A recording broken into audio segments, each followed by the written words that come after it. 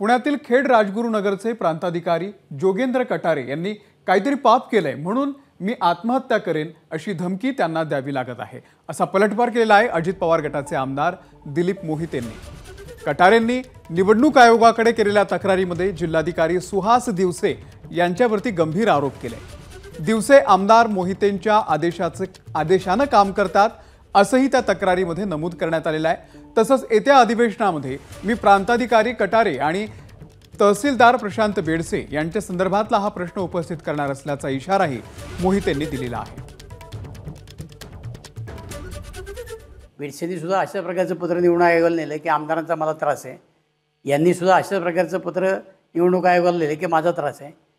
एकदा शासनाने यांची सगळी चौकशी करावी, CBIकडे करा, CIDकडे करा, जे काय आणखी आहेत की SIT लावा, याच्यामध्ये कुणाची नक्की दोष आहे।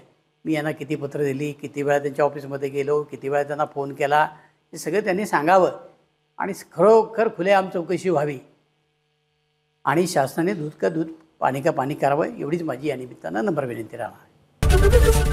ABP माझा, उघडा डोळे बघा नीट।